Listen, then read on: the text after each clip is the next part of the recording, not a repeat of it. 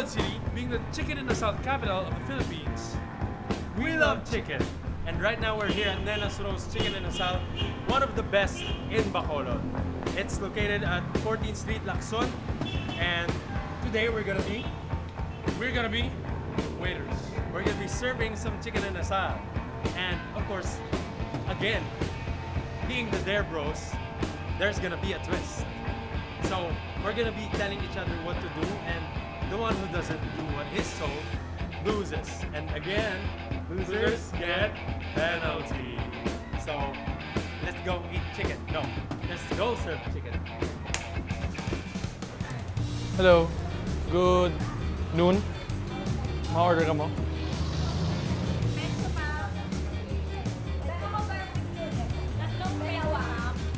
Tatlong pecho pack? Pag order nila, panic ka nga daw hindi ka kabalo. Daw hindi ka kaintindi kung anong pinapangwakal nila. Teka lang po, ano? Pecho pack Tatlong pecho pack. Dalawang pork barbecue. Dalawang pork.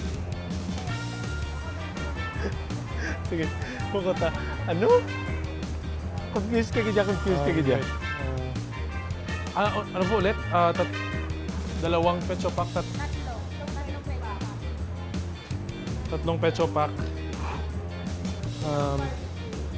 Dalawang barbecue.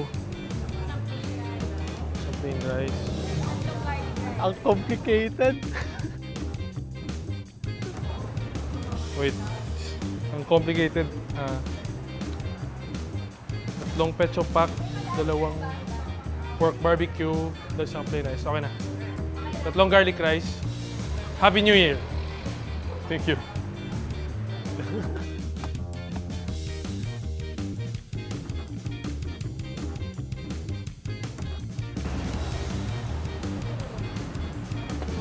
Ay, sa'yo yung Ito po sa akin.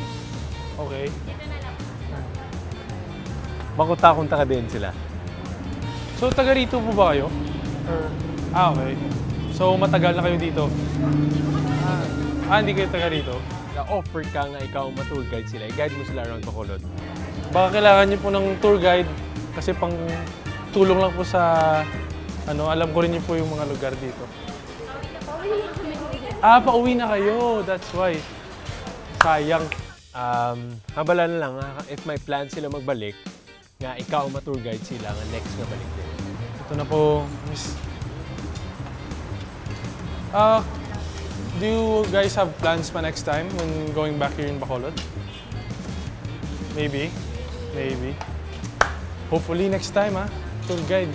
Baka kailangan nyo ng tour guide. Ayun na lang, ay mag-live. Sir, excuse me. Sorry, naka-distract ako, pero may kwento ko lang po sa inyo, sir. Maikli lang. Wala nga, may kapakapanyaga. Bisan mga mungho lang nila, mga bilin-bilin lang ang manok. Pangayo, kaya bala nga tipunon mo, nakagpanyagahon mo, pakaroon, kaya nagutom mo kayo. Nahihirapan akong makapag-aral, tapos sa pagkain. Kaya sir, huwag niyo lang sabihin sa management na. Pero baka sir, kung hindi niyo maubos yung pagkain, sir, hiyain lang ako ng piraso. Iipon ko kasi. Tapos sir, kakainin ko kasi mamaya kasi hindi pa ako nagpa-lunch. Tapos, Wala na kalahin, no? Sige, aduga ko to sa sila, i-reveal na lang. actually, isang part-time job ko sir is isa akong TV host.